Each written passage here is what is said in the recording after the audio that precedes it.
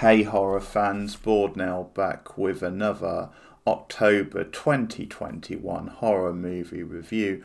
On this video I will be talking about the horror anthology film The House That Dripped Blood. So from 1971, it's on Shudder in the UK. Just 4 stories that's all connected by this one mysterious, bizarre house where every time a new tenant shows up and starts living there, weird shit starts to happen and they invariably end up dead through various means. Now, there's a little clue to this by the fact that the tenant's name is AJ Stoker. See what they did there? That's a really smart joke. Detective who has shown up in town to investigate like the mysterious death of like this movie star, and that's sort of what the final story is. And he's like talking to like Stoker, who's like recapping these stories.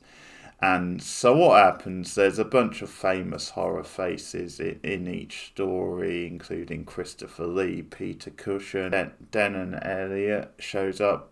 In the first story he plays like a writer who he moves in with his sort of posh, like, British girlfriend, and he's his creation, like his Dominic, the name is of this character he creates, that sort of comes to life or appears to come to life, and then there's a twist in the tale at the end of that story. Peter Cushing is like this rich stockbroker who basically gets drawn into like this waxwork museum shop where you've got this bizarre thing of like the creator who's like modelled like a waxwork on his dead girlfriend, so every man who comes into the shop is sort of drawn to her beauty, and there's a deadly twist to that.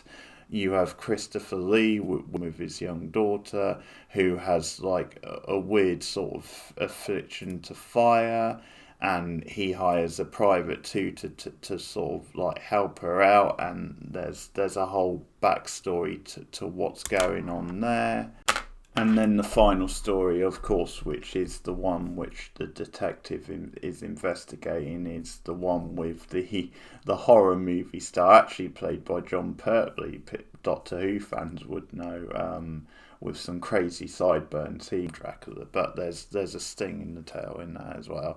Anyway, to sum up, it's pretty good gothic style fun with it. It's quite light-hearted really, but it has a certain spirit to it if you enjoy this sort of like anthology type thing. It is overlong, to be honest. I think they could have shortened it down. I think 4 stories was overdoing it, and for this sort of film it is stretched out a bit much.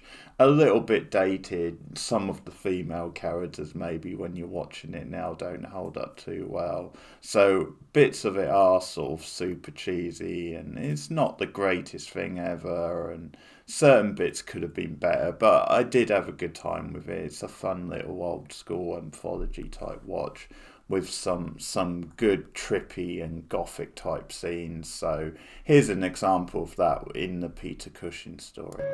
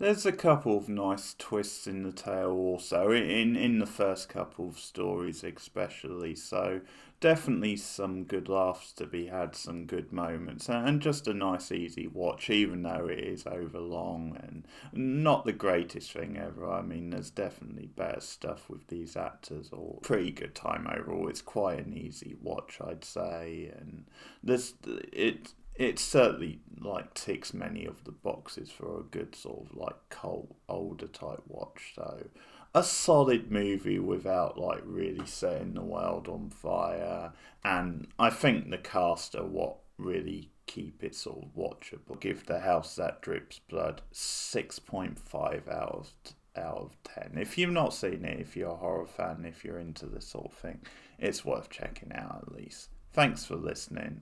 See you guys again soon. Goodbye.